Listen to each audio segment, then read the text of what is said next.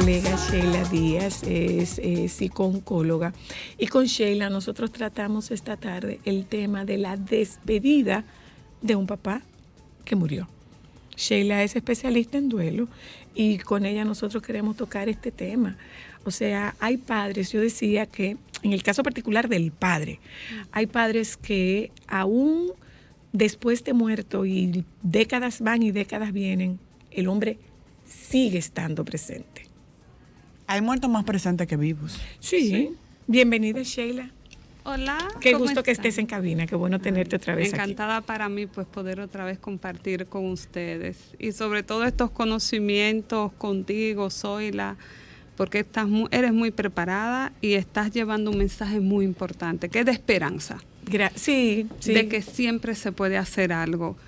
Y este tema que acabas de mencionar es un tema que es real, porque es para toda la vida. Si perder un ser querido ya es traumático, ya es difícil.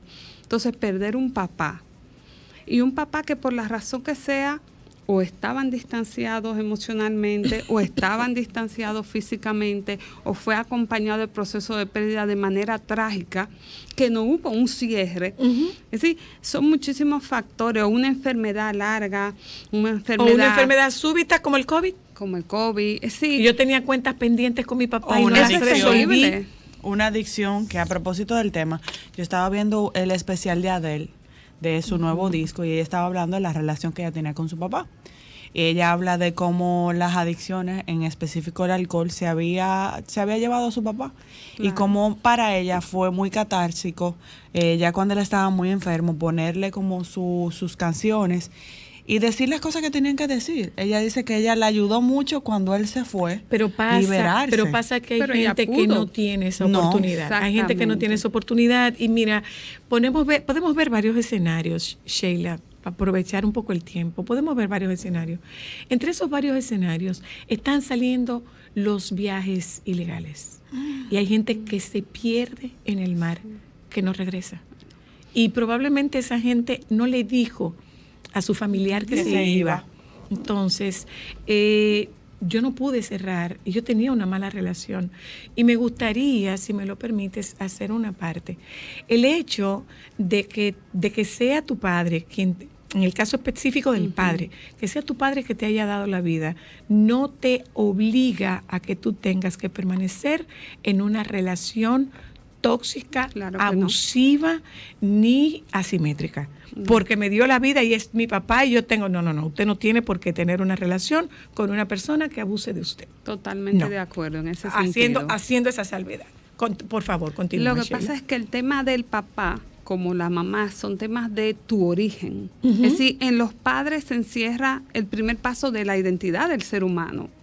Entonces, esa persona de quien tú viniste, independientemente de que fuera bueno o malo de tu relación, representa tu origen. Entonces, cuando esa persona fallece, y sobre todo dentro de esa circunstancia no está y no pude cerrar, no me pude despedir, son muchos sentimientos que se agolpan ahí. Si había un distanciamiento emocional, pues puede surgir esa culpa. Pero también esta ira de no pude decirte todo lo que quería decirte, aunque fuese malo, pero lo tenía ahí. Se junta eso, pero si es un papá que era muy, muy bueno y había una relación padre-hijo de codependencia, una sobrevinculación muy fuerte, y ese papá fallece, desaparece, esa sobrevinculación, esa dependencia se va a manifestar de otras maneras en la vida de esa persona.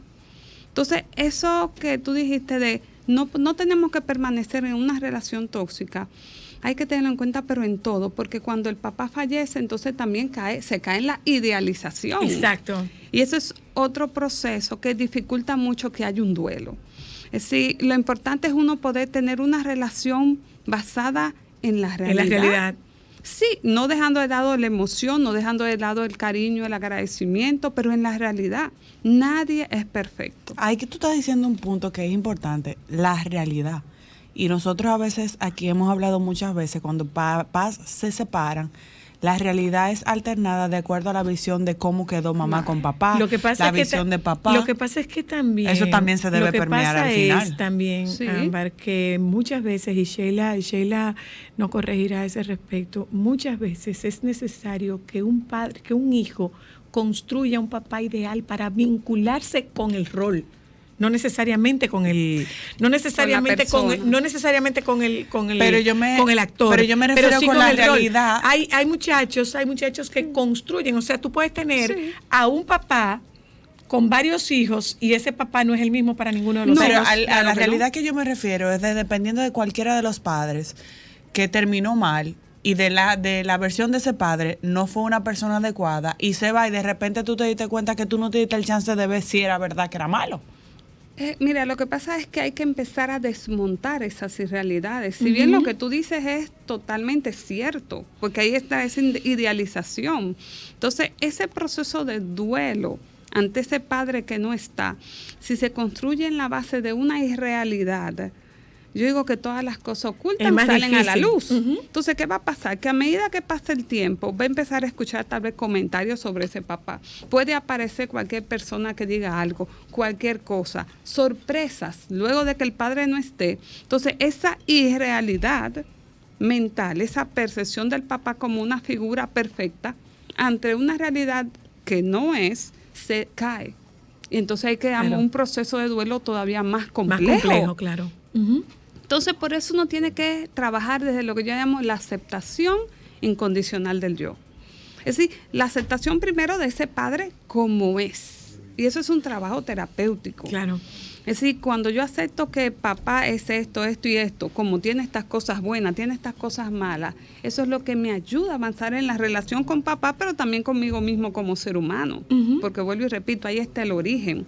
Entonces, ante ese papá que no está, y que yo tenía una idea y ya no tengo cómo comprobarla, porque eso es lo que sucede. No es solo me duele porque lo extraño, me duele porque yo tenía un tiempo dependiendo de él, porque era mucho, y he visto publicaciones, años, como tú dijiste, de personas que dicen mi papá, mi todo. Tu todo eres tú. O debías ser tú. Debías de ser tú. Claro. Y después de ahí desprenderse todas las otras relaciones significativas, importantes. Y con esto no quiero quitarle la importancia y el fundamento a una relación sana con un padre, porque eso es fundamental. Claro. Pero desde el yo, idealizar no es sano. Porque las personas no van a estar ahí siempre, porque las personas somos imperfectas. Todas cometemos errores. Entonces, ese papá que no está, ¿qué pasa? Que si yo tengo una idea, como digo yo, una ilusión óptica de la realidad, pues esa ilusión óptica en el tiempo puede ir modificándose, puede ir transformándose y puede seguir dificultando el poder romper ese vínculo negativo y avanzar y crear otros vínculos. Porque entonces empiezas a ver el papá con todo, empiezas a ver al papá en todos los hombres, muchas veces, en las relaciones significativas con otros hombres, con amigos, con colegas, y vas a buscar eso positivo y lo negativo lo vas a rechazar y te puedes perder de una persona maravillosa incluso. O puedes enaltecer lo negativo y no ver lo positivo. Además hay otra También. cosa con esto, Sheila, y es que tú puedes cargar ese paquete y comenzar a atravesar generaciones con ese paquete. Claro. O sea, yo extraño a mi papá y ese es un papá que sigue estando presente aunque tenga 50 años muerto y me lo llevo a mi relación de pareja y se lo paso a mis hijos y mis hijos se lo traspasan a sus hijos. O sea, ahí estamos hablando de que ese papá puede estar presente durante 3 generaciones. Y eso sucede tanto, sí, y hasta más, sucede tanto que no logran las personas crear su propia identidad, crear sus propias tradiciones personales, sus propias tradiciones familiares, porque todo es bajo la sombra de.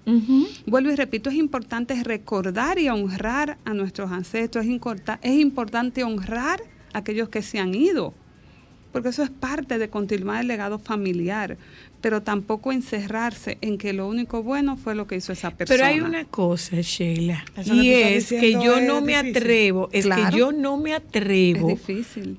a hacer un ritual o hacer un proceso terapéutico para poder despedir a mi papá con el caso particular, con la frase particular de déjalo ir. Eso no es tan sencillo. Yo no me atrevo a hacerlo porque de alguna forma hacerlo yo lo convierto en sinónimo de olvidarlo. Y una cosa no tiene. Me gustaría que tocaras ese tema y el valor y la importancia de los rituales para tú poder desvincularte de esa persona que ya no está viva. Pero eso dejarlo ir no es algo muy social.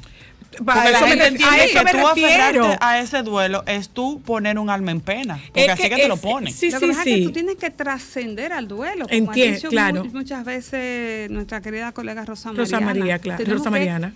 Trascender es aprender a vivir con la persona que no está y yo le incluyo ahí el tema desde la ausencia, de la aceptación. Claro. ¿Qué hago yo? Que en vez de dejar ir y olvidar, no, siempre va a ser tu papá. Tú tienes, es decir, tú no recuerdas a tu papá, yo digo, ahí yo me preocupo.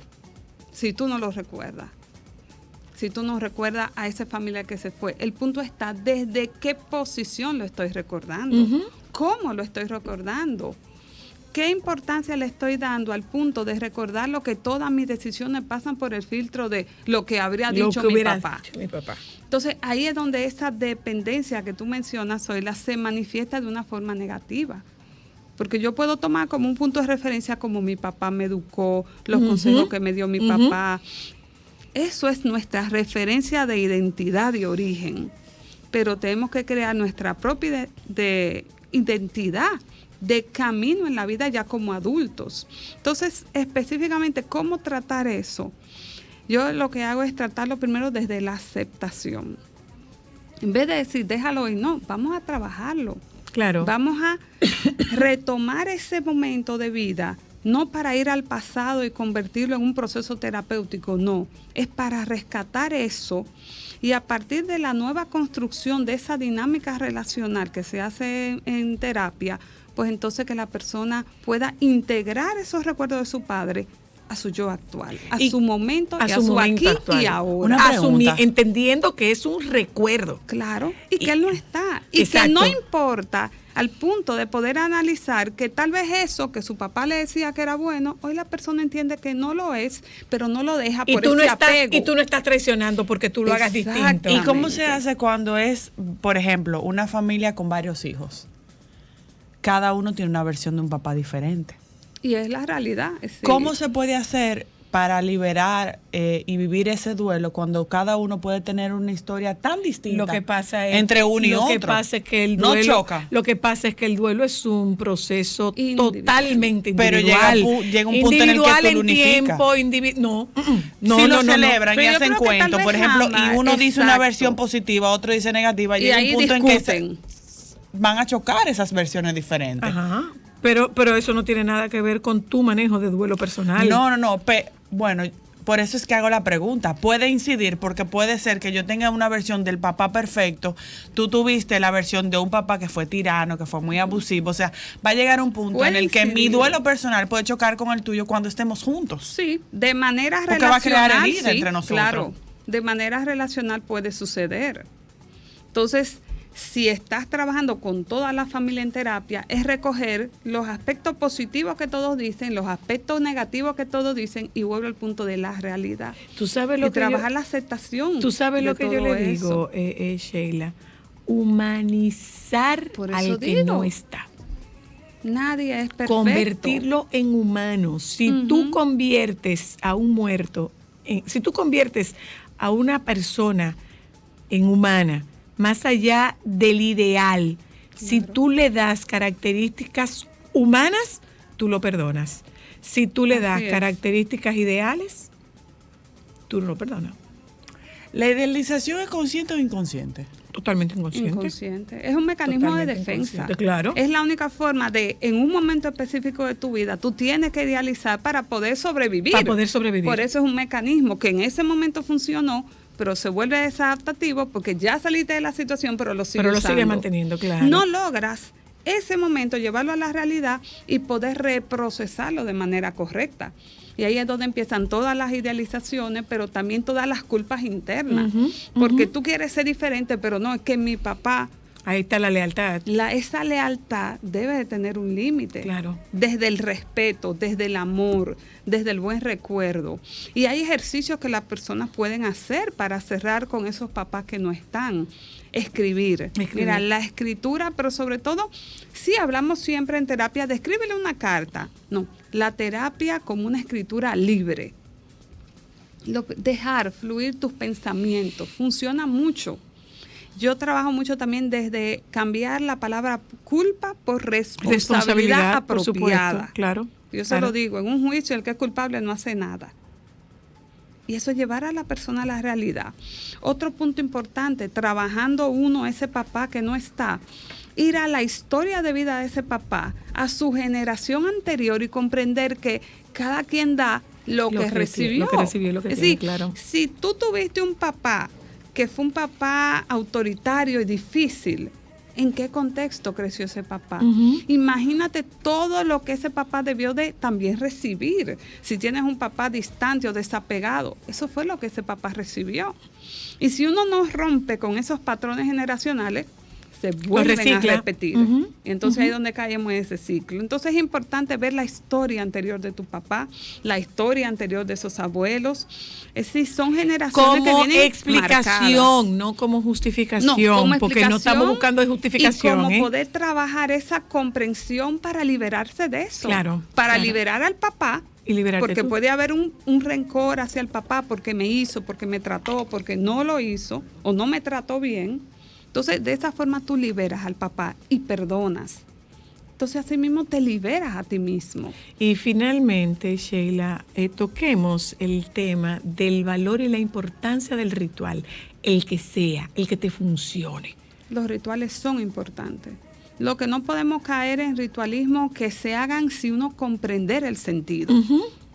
Porque a veces esas vanas repeticiones de lo hacía porque fulano lo hacía, pero sin saber el por qué, ahí se pierde.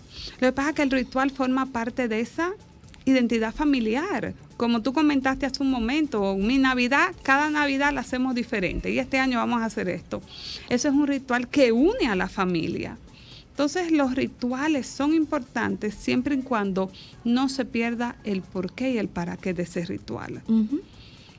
Desde que se pierde eso, se puede ver una repetición que no crea ningún cambio, porque un ritual debe representar muchas veces un cierre. Un cierre, claro. Y si se repite sin sentido, no va a crear nada. Es un piloto automático y en la vida no podemos ir así. Claro. Tú sabes que a mí me da mucho, déjame que usted te está llamando, a mí me da muchísimo resultado. Yo tengo muy claro que mi madre no vive.